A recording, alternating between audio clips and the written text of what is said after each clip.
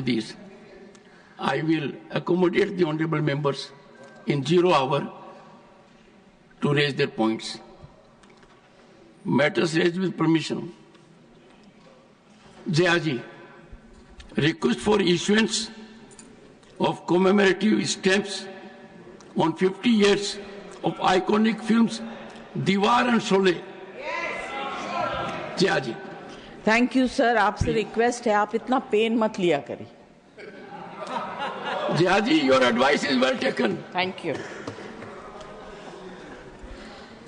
Sir, as we approach significant milestone in Indian cinema, I'd like to propose a tribute to honor our rich cinematic heritage. Firstly, we are celebrating 100th birth anniversary of the legendary filmmaker Shri Raj Kapoor, whose contribution to Indian cinema remain unparalleled.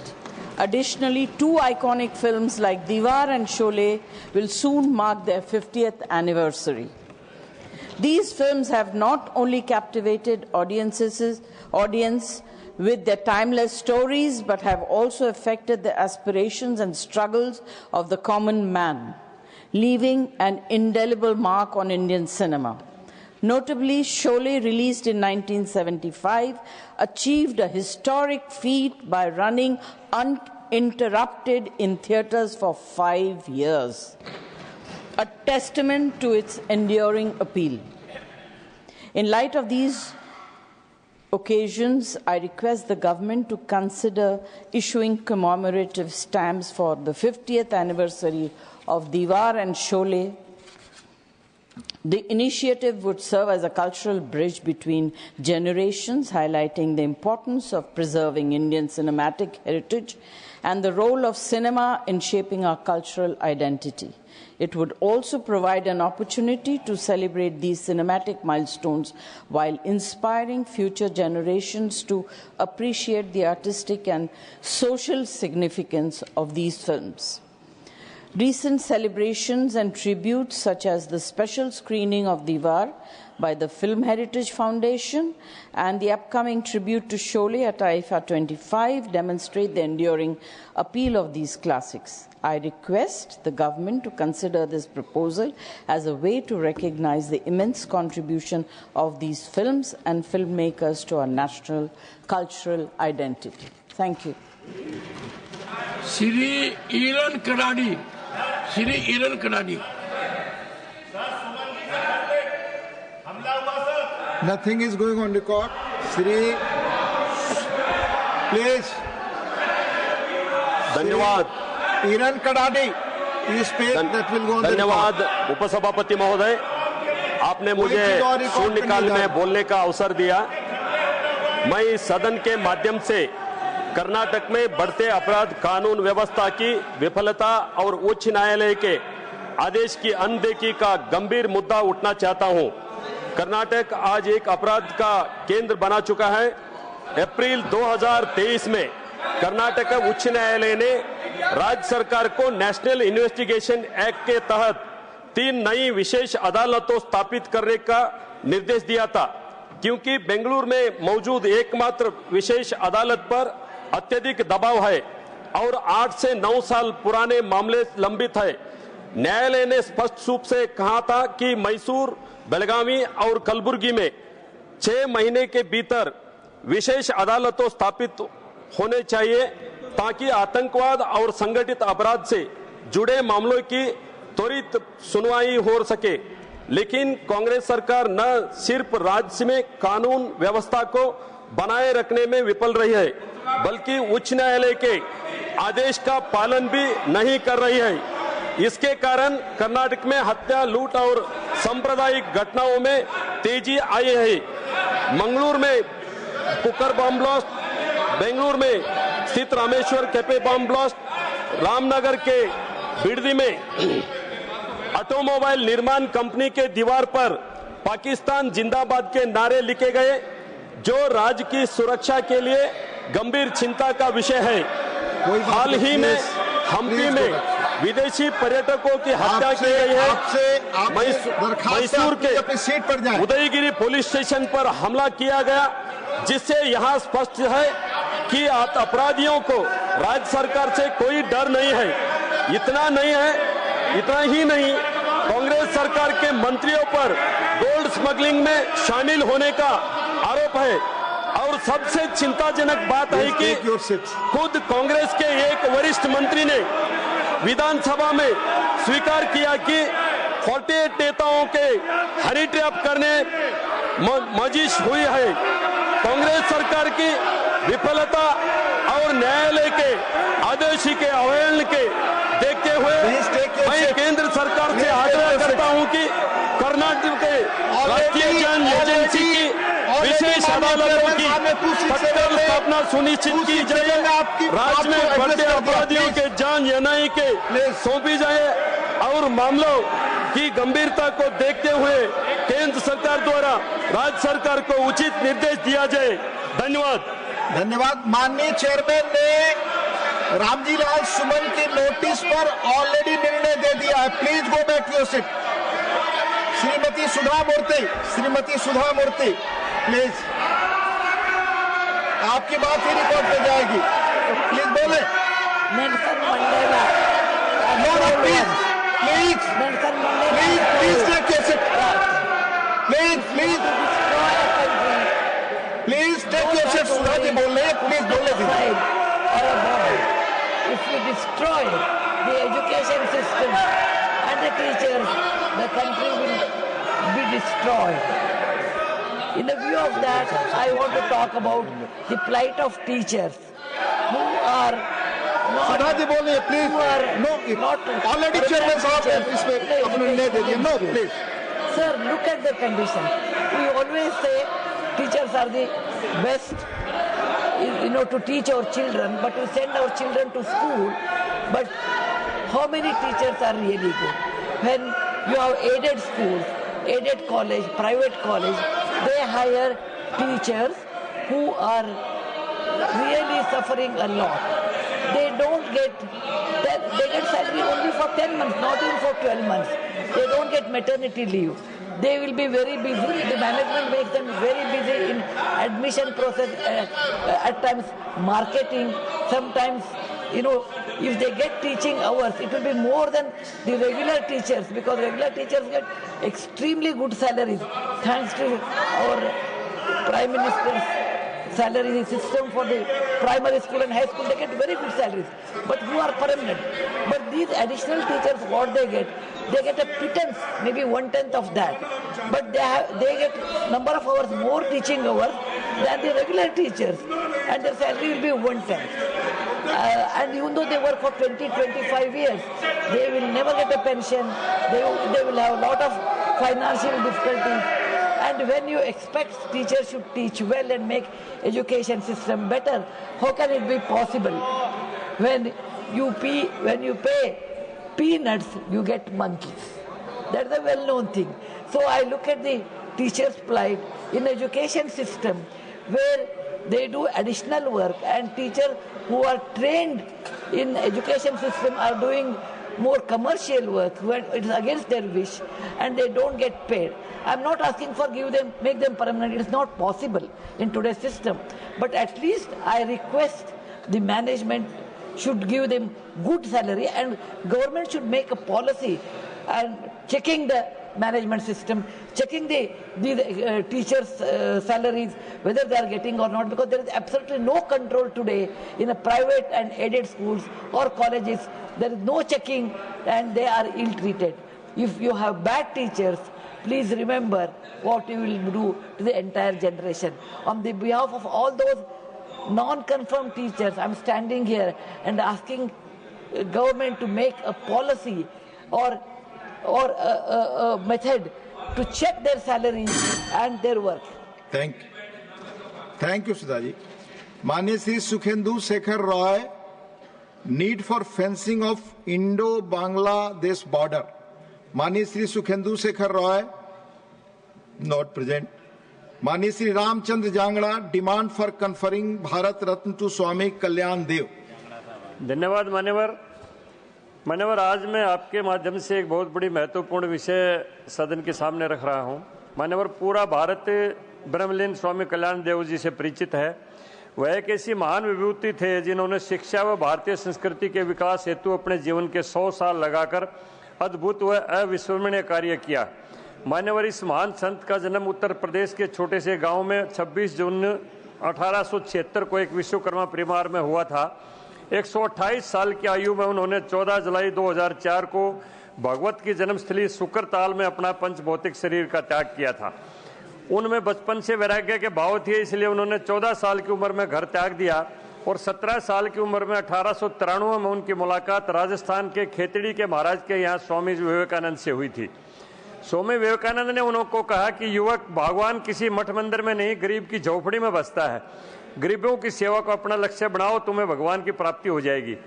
मान्यवर, स्वामी विवेकानंद के ऊपर एक शब्दों को गुरु मंत्र मानकर उन्होंने 1900 में स्वामी संपूर्णानंद जी से संन्यास की दीक्षा ली और गरीबों को शिक्षित करने के लिए जीवन को के 100 वर्ष लगाए। उन्होंने अपने अथक प्रयासों से पश्चिमी उत्तर प्रदेश, हरियाणा, पंजाब, राजस्थान में कन्या महाविद्यालय, Ayurvedic college, polytechnic college, Gurukul, degree college, inter college के रूप में 300 शिक्षण संस्थाओं का निर्माण करवाया तथा दर्जनों तीर्थ स्थलों का जीर्णोद्धार भी करवाया।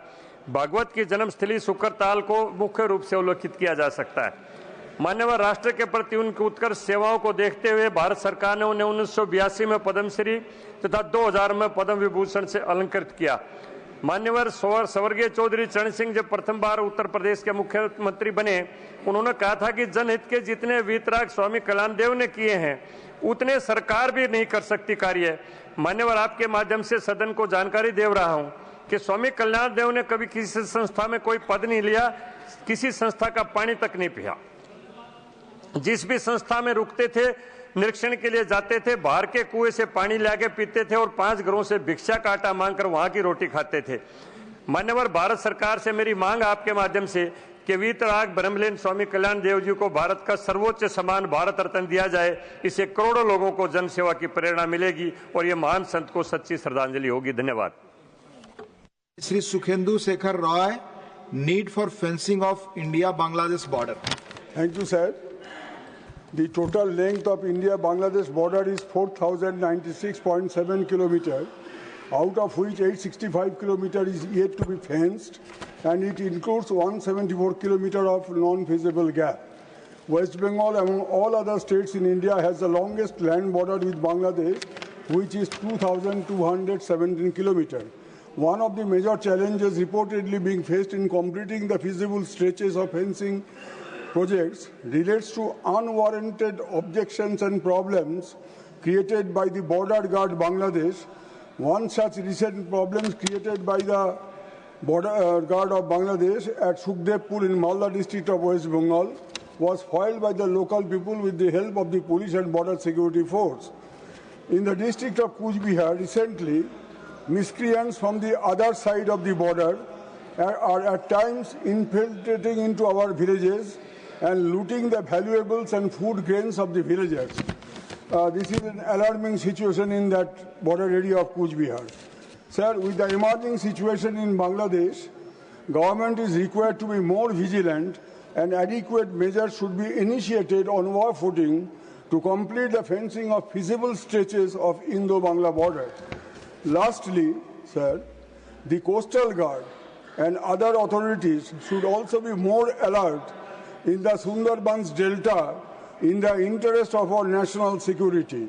Enhanced surveillance is needed along the maritime border of Bengal to ensure no illegal activities go unnoticed. Thank you, sir. Thank you, Sukhendu Shekhar Roy ji. Manya Shri Ravi Chandra Baddi Raju, request for restoration of train fare concessions to accredited journalists. Thank you, Honorable Vice Chairman, sir. I want to highlight an important issue affecting journalists in India, the end of their 50% train fare discount. Before the COVID-19 lockdown in March 2020, accredited journalists could use the discount, but it was stopped during the pandemic. Even after 3 years and many requests, it has not been brought back. Many journalists come from low-income or middle-class families and need affordable travel to do their reporting. Several journalists' unions from across the country have pointed out that the loss of the discount has made their financial struggles worse.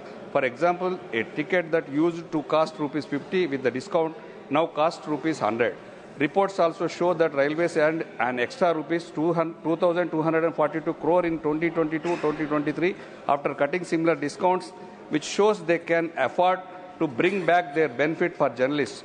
This issue continues because the policy has not been revived, even though things have returned to normal after the pandemic. Experts and lawmakers agreed that the discount should be restored, as journalists play a key role in informing the public and face financial challenges. I sincerely ask the Railway Ministry to address this issue and bring back the 50% concession. This will be greatly help journalists who work hard to support democracy as its fourth pillar. Thank you. Dr. Sikandar Kumar, demand to establish a dedicated cancer hospital in the state of Himachal Pradesh. धन्यवाद sir.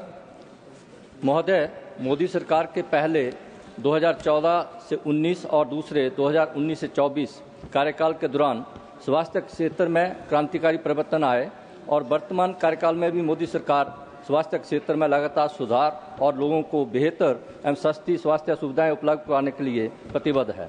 जहां 2014 से पहले देश में medical कॉलेजों की संख्या 387 थी, उसमें 112% की वृद्धि के साथ 2024 में मेडिकल कॉलेजों की संख्या 780 पहुंच गई।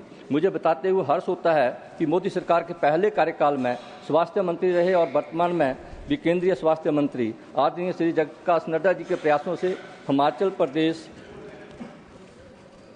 प्रदेश को 4 मेडिकल कॉलेज चंबा, नाहन, मंडी, हमीरपुर व 1 एम्स बिलासपुर की सौगात मिली।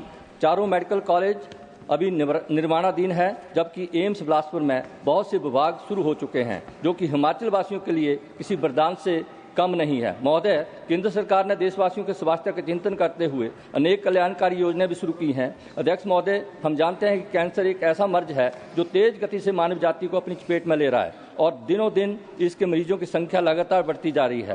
पहले यह मर्ज चुनिंदा लोगों में ही देखने को मिलता था, परंतु आज इस बीमारी के मरीजों का ग्राफ तेज गति से बढ़ रहा है, जो कि बेहद चिंता का विषय है। पहले यह मर्ज बुजुर्गों में अधिकतर देखने को मिलता था, परंतु वर्तमान समय में महिला, पुरुष, बच्चा, बूढ़ा, जवान सभी इस गंभीर बीमारी की चपेट में आ रहे हैं। विडंबना यह है कि इस बीमारी का पता भी अक्सर तब चलता है जब इसका इलाज कर पाना लगभग असंभव हो जाता है। कहा जाता है कि लगभग 5 में से 1 व्यक्ति को अपने जीवन काल में कैंसर होता है और लगभग 9 में से 1 पुरुष और 12 महिलाओं में से 1 महिला की इस बीमारी से मृत्यु हो जाती है। वर्तमान समय में हमारे देश में लाखों लोग इस बीमारी से ग्रस्त हैं और अधिकतर लोगों को इस बीमारी से मृत्यु हो जाती है। अध्यक्ष महोदय, हिमाचल प्रदेश में भी कैंसर के मरीजों की संख्या बढ़ती जा रही है और हिमाचल में इस बीमारी के इलाज के लिए कोई उपयुक्त अस्पताल भी नहीं है। हालांकि माननीय केंद्रीय स्वास्थ्य मंत्री आदरणीय श्री जगप्रकाश नड्डा जी ने 7 मार्च 2025 को एम्स में पैट स्कैन मशीन का शुभारंभ किया, जिससे कैंसर रोग को आसानी से डिटेक्ट किया जा सकेगा और यह हिमाचल का पहला अस्पताल है जहां पैट स्कैन की सुविधा जनता को समर्पित की गई है। अध्यक्ष महोदय, हिमाचल प्रदेश का इंदिरा गांधी मेडिकल कॉलेज और हॉस्पिटल शिमला राज्य का शीर्ष और सबसे पुराना संस्थान होने के नाते क्षेत्रीय कैंसर केंद्र के रूप में अधिसूचित किया गया है। वर्तमान में आईजीएमसी शिमला में जनरल सर्जरी विभाग में बनाई गई सर्जिकल ऑन्कोलॉजी विभाग में एकमात्र सर्जन सहायक प्रोफेसर है और सुविधाओं का भी अभाव है, जिसके कारण नियमित रूप से सर्जरियां नहीं हो पा रही हैं। यहां पर कैंसर मरीजों की तुलना में ऑपरेशन थिएटर टेबलों की संख्या बहुत कम है। महोदय, मैं आपके माध्यम से सरकार से आग्रह करता हूं कि हिमाचल प्रदेश में एक डेडिकेटेड कैंसर हॉस्पिटल की स्थापना की जाए ताकि इस गंभीर बीमारी से धन्यवाद। माननीय Shri Satnam Singh Sandhu demand to grant tribal status to marginalised tribal communities from Punjab. बहुत बहुत धन्यवाद सर। मैं पंजाब की बेहद पछड़ी हुई जनजाति वर्गों, जिनमें मुख्य रूप में बाजीगर, बौरिया, गडला, नट, सांसी, बराद और बंगाली कम्युनिटी शामिल हैं, को अनुसूचित जनजाति का दर्जा देने का मुद्दा सदन के सामने रखना चाहता हूं। चेयरमैन साहब, प्रधानमंत्री श्री नरेंद्र मोदी जी ने पछड़ी जनजातियों के विकास और सम्मान के लिए कई क्रांतिकारी कार्य किए हैं। पिछली पछड़ी जनजातियों के बच्चों की क्वालिटी एजुकेशन के लिए मॉडल स्कूल खोले गए हैं। इनकी लाइवलीहुड के लिए ट्राइबल मल्टीपर्पज़ मार्केटिंग सेंटर बनाए गए हैं। सिकल सेल एनीमिया के खात्मे के लिए भी कदम उठाए गए हैं और सबसे बड़ी बात, भगवान बिरसा मुंडा के जन्म दिवस को जनजातीय गौरव दिवस के रूप में मनाने की घोषणा कर इन पछड़े वर्गों को बड़ा सम्मान दिया गया है। इसके साथ ही श्री नरेंद्र मोदी जी ने शेड्यूल्ड ट्राइब की लिस्ट में कई नए ट्राइब्स को शामिल करके इन जनजातियों को सबका साथ सबका विकास के मूल मंत्र के साथ जोड़ा है, लेकिन इन सब का फायदा पंजाब की पछड़ी जनजातियों को अब तक नहीं मिला। अध्यक्ष महोदय, ये बहुत हैरानी की बात है कि पंजाब की कोई भी जनजाति शेड्यूल्ड ट्राइब के रूप में रिकॉग्नाइज्ड नहीं है। पंजाब के 40 से ज़्यादा जनजातियों का जिक्र आता है। कुछ एथनोग्राफिक स्टडीज़ ने यह साबित किया है कि पंजाब के कम से कम 7 ट्राइबल कम्युनिटीज़ को एसटी का दर्जा दिया जाना जरूरी है। इन कम्युनिटीज़ में बाजीगर, बौरिया, गडला, नट, सांसी, बराद और बंगाली समुदाय शामिल हैं। सिकलीगर सिख समुदाय भी ऐसी ही एक जनजाति है जो लड़ाइयों में देश और धर्म की रक्षा के लिए हथियार बनाती थी, लेकिन आज ये समाज हाशिए पर चला गया है। चेयरमैन साहब, मुझे ये बताते हुए बेहद तकलीफ हो रही है कि सालों तक पंजाब के अलग अलग मुख्यमंत्रियों ने इन जनजातियों के लिए एसटी के रूप में रिकॉग्नाइज करने के वादे किए जो आज तक वफा नहीं हुए। इनकी वजह से पंजाब में बसने वाली पछड़ी श्रेणी के जनजाति के लोग मोदी सरकार द्वारा दिए जा रहे लाभ से वंचित हैं। चेयरमैन साहब, इन पछड़े हुए वर्गों को एसटी की रिकॉग्निशन नहीं मिलने से ना इनके बच्चों को दाखिला मिला, ना इन्हें आरक्षण मिला और ना इन्हें स्कॉलरशिप मिली, और ये पहले से पछड़े हुए लोग विकास की दौड़ में हाशिए पर चले गए हैं। चेयरमैन साहब, कई कमीशंस और रेप्यूटेड इंस्टीट्यूशन द्वारा की गई स्टडीज ने बाजीगर, बौरिया, गडला, नट, सांसी, बराद और बंगाली जनजातियों को शेड्यूल्ड ट्राइब्स के दर्जे का हकदार माना है। मैं आपके माध्यम से मांग करना चाहता हूं कि प्रधानमंत्री श्री नरेंद्र मोदी जी द्वारा पछड़ी जनजातियों के लिए दिए जाने वाले लाभ जो भारत के जन जन तक पहुंच रहे हैं, पंजाब के इन समुदायों को भी जरूर मिलने चाहिए। चेयरमैन सर, एसटी का दर्जा मिलने से पंजाब की इन जनजातियों को रिजर्वेशन, शिक्षा, रोजगार के अवसरों के साथ साथ राजनीतिक और सामाजिक क्षेत्रों में भी बेहतर प्रतिनिधित्व मिल सकेगा। ऐसा इन कम्युनिटी की होलिस्टिक डेवलपमेंट के लिए बेहद अहम है। चेयरमैन साहब, पूरी दुनिया ने देखा है कि प्रधानमंत्री श्री नरेंद्र मोदी जी के नेतृत्व में भारत के वंचित और पछड़े वर्गों का भाग्य बदला है। उनकी धन्यवाद सतनाम सिंह जी। माननीय Shri Shambhu Sharan Patel, demand to construct flyover elevated road on NH31 from Didarganj to Bakhtiyarpur in Patna district. धन्यवाद उपसभापति महोदय, आपने मुझे बिहार के पटना जिले के दीदारगंज से बख्तियारपुर 4 लेन NH31 पर फ्लाईओवर और एलिवेटेड रोड के निर्माण के संबंध में मौका दिया है। इसके लिए मैं आपका हृदय से आभार व्यक्त करता हूं। महोदय, आपके माध्यम से माननीय सड़क एवं परिवहन मंत्री जी का ध्यान एक महत्वपूर्ण विषय की ओर आकर्षित कराना चाहता हूं। पटना से रांची जाने वाले रोड पर बख्तियारपुर से रजौली तक ओवरब्रिज, एलिवेटेड रोड सभी जगह बनी हुई है, जिससे कि ट्रैफिक की जाम की समस्या नहीं होती है। जैसे ही बख्तियारपुर से पटना की ओर बढ़ते हैं तो दीदारगंज चेक पोस्ट तक बहुत ही हैवी ट्रैफिक का जाम का सामना करना पड़ता है, जहां 3-3, 4-4 घंटे गाड़ियां फंसी रहती है। पटना और बख्तियारपुर से रांची तो हम लोग 4 घंटे में पहुंच जाते हैं, फिर बख्तियारपुर से पटना आने में हम लोग को 4-4, 5 घंटे लग जाती है, जिसका वजह है कि पटना से बख्तियारपुर 4 लेन पे जो है दोनों तरफ जो है वेयर हाउस और होटल का निर्माण हो चुका है, जिसके वजह से आए दिन ट्रक जो है लंबी कतार में लगी रहती है। अतः मैं माननीय परिवहन मंत्री जी से आग्रह करना चाहता हूं कि बख्तियारपुर से दीदारगंज चेक पोस्ट तक जो है वो फ्लाईओवर या एलिवेटेड रोड बना दिया जाए, जैसा आपने बख्तियारपुर से रजौली तक बनाया, जिससे कि यात्रियों को आने में सुगमता हो। और दीदारगंज चेक पोस्ट के बाद पहाड़ी मोड़ तक हम लोग को 3-3, 4-4 घंटे जाम का सामना करना पड़ता है, वहां भी एक एलिवेटेड फ्लाईओवर की आवश्यकता है। अतः मैं माननीय सड़क परिवहन मंत्री से आग्रह करना चाहूंगा कि आपने जब इतना विकास किया है तो हमारा बख्तियारपुर से दीदारगंज तक जो है एक फ्लाईओवर देने का कृपा करें। धन्यवाद महोदय। धन्यवाद। Shri Maharaja Sanajaoba Leishemba, demand to detect illegal immigrants by implementing NRC with base year 1951 in the state of Manipur.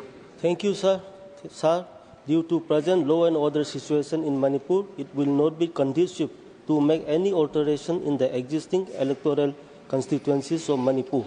Sir, the abnormal and illogical increase of villages in Kangpokpi, Tenupal, Sandel, Churachandpur and Faizol district since 1969 to 2024 is since 731 to 1624, an abnormal jump of 893 villages, that is 122% in about 50 years.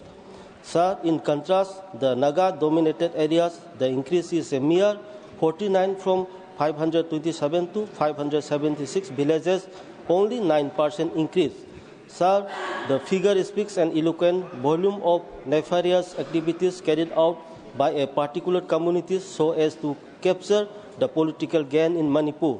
The illegal immigrants are trying to penetrate Indian administration. They are also playing electoral politics through illegal infiltration by taking the advantage of porous Indo-Myanmar international border.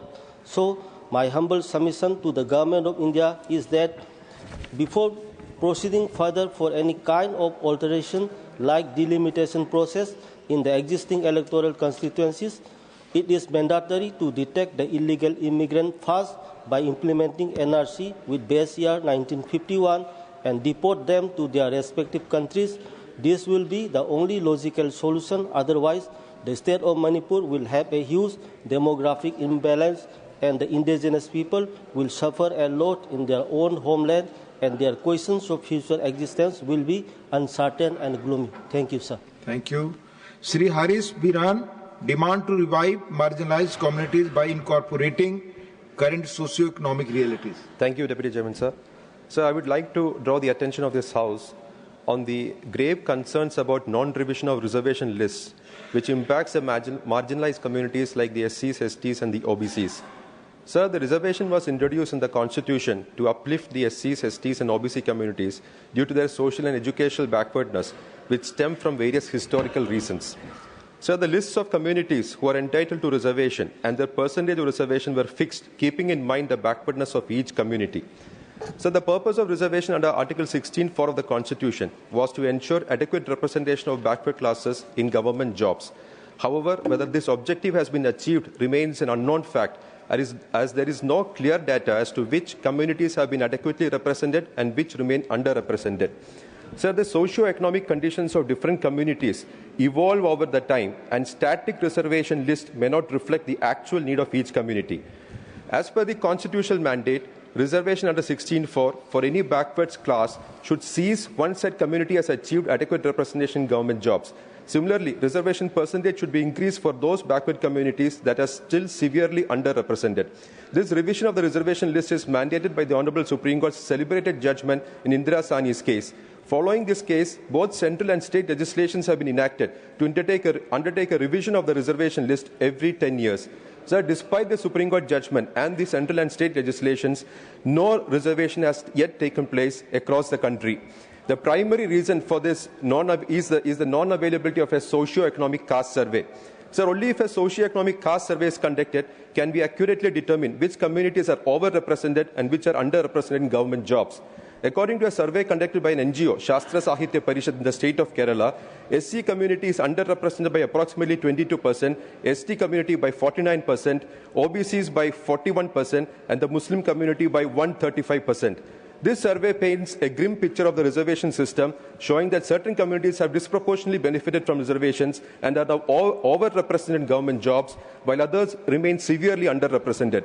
This directly violates the concept of reservation as envisaged in the Constitution. It is in this context that one must recognize the seriousness of the demand made by the Honourable Leader of Opposition, Kharge ji, as well as Sri Rahul Gandhi, for a caste census which would serve as the basis for revising the reservation list.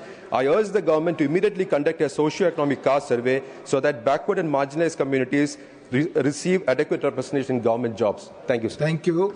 Dr. K. Lakshman, demand for expanding the digital coverage in India. Thank you, sir. Digital governance in India has undergone significant transformation in recent years. The Digital India program, launched in 2015, has been a key driver of these changes, sir.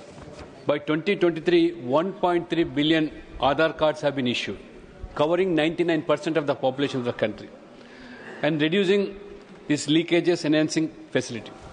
Another major initiative, that Pradhan Mantri Jan Dhan Yojana. हमारे यशस्वी प्रधानमंत्री जो on a single call, the entire marginalized communities have brought into the banking sector. More than 54.5 crore bank accounts opened by 2023, sir. So almost 30 lakh crores worth rupees have been directly entered into the bank accounts of these poor people without any leakages, without any middleman role.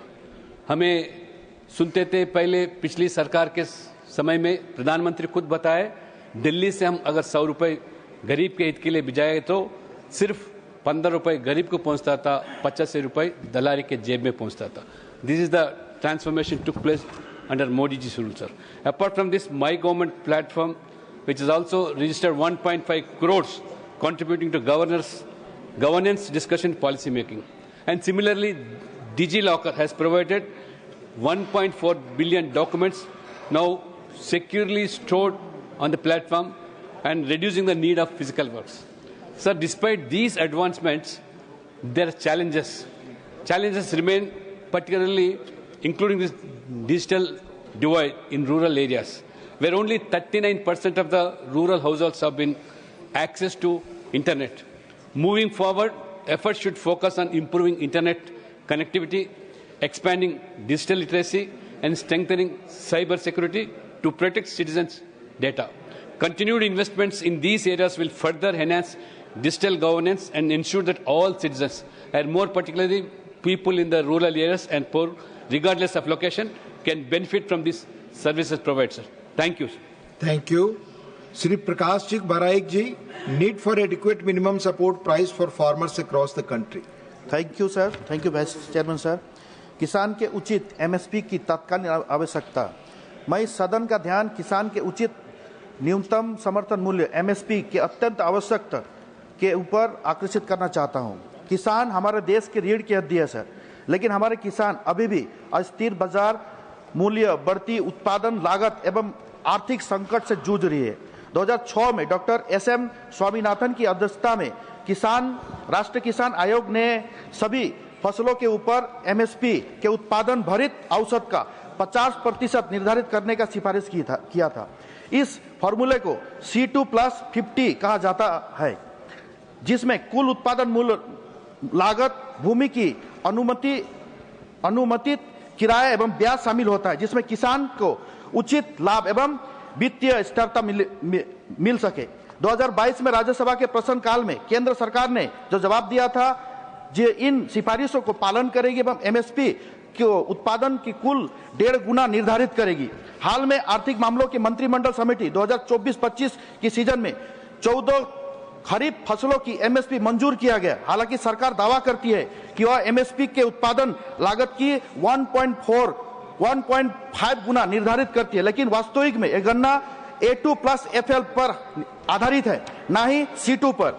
13 फरवरी 2024 पंजाब एवं हरियाणा में किसान MSP के कानून के लिए आंदोलन किए, जिसमें दुर्भाग्यवश 22 किसान, जिसमें 2 महिलाएं शामिल थी, उनका मृत्यु हो गया, सर, एवं 160 से अधिक किसान घायल हुए, जिसमें दिल्ली में प्रवेश करने के लिए आंसू गैस एवं पैलेट गन का निशाना किया गया. एनसीआरबी के अनुसार में भारत के हर दिन 30 किसान आत्महत्या करते हैं एवं 2022 साल में आत्महत्या लगभग बढ़कर 10% महिलाएं थी. किसान को जलवायु परिवर्तन में असंगत सरकारी व्यापार नीति के कारण लगातार बढ़ती अस्थिरता का सामना करना पड़ रहा है.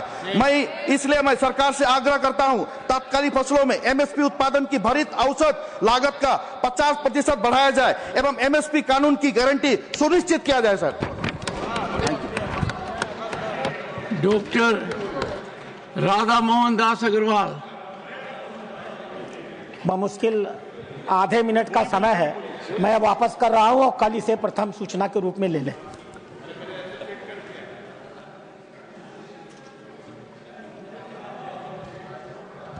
आप तो आधा मिनट में बहुत कुछ कह सकते हैं.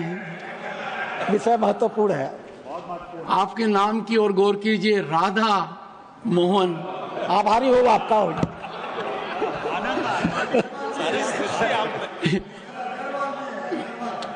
क्या कि अग्रवाल को एम्फसाइज करने के लिए मैं पीयूष गोयल जी की तरफ देख रहा था, and he has not let me down. Question number 286